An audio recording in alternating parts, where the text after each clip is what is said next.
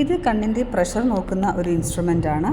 ഇതിൽ ആക്ച്വലി ഈ കണ്ണിൽ കോണ്ടാക്റ്റ് വരുന്നില്ല, അതായത് ഈ ഇൻസ്ട്രുമെൻ്റ് ഒരു ഭാഗം തന്നെ കൃഷ്ണമണിയിലേക്ക് ടച്ച് ചെയ്യുന്നുണ്ടാവില്ല. അതുകൊണ്ട് തന്നെ ഇതിനെ നോൺ കോണ്ടാക്റ്റ് ടോണോമീറ്റർ എന്നാണ് പറയുന്നത്, NCT. ഇതിൽ നമ്മൾ ഫസ്റ്റ് പേഷ്യൻ്റെ അടുത്ത് താടി ഇവിടെ വെക്കാൻ പറയുന്നു, നെറ്റ് ഇവിടെ മുട്ടിക്കാനും പറയുന്നു. എന്നിട്ട് നമ്മൾ സിസ്റ്റം ഓണാക്കിയിട്ട് ഈ പറഞ്ഞ പോലെ ഫോക്കസ് ചെയ്യും. റൈറ്റും ലെഫ്റ്റും വേറെ വേറെ ആയിട്ട് തന്നെ പ്രഷർ എടുക്കും. ഇതിലൊരു എയർ പഫ് മാത്രമാണ് കണ്ണിലേക്ക് അടിക്കുന്നത്.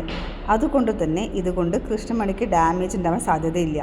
മിക്കവാറും പേഷ്യൻസൊക്കെ തന്നെ ചിലപ്പം എയർ പഫ് അടിക്കുമ്പം പേടിച്ച് തല ബാക്കിലേക്ക് എടുക്കാറുണ്ട്.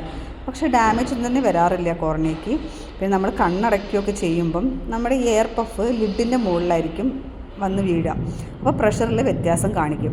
അതുകൊണ്ട് തന്നെ നമ്മളെപ്പോഴും ഒന്ന് കണ്ണ് ഓപ്പൺ ആക്കിയിട്ട് റിലാക്സ്ഡ് ആക്കി ഇരിക്കുക. ടെൻഷൻ ആവേണ്ട ആവശ്യമില്ല. ഇതുകൊണ്ട് യാതൊരു ഡാമേജ് തന്നെ കൃഷ്ണമണിക്ക് ഉണ്ടാവാൻ സാധ്യതയില്ല.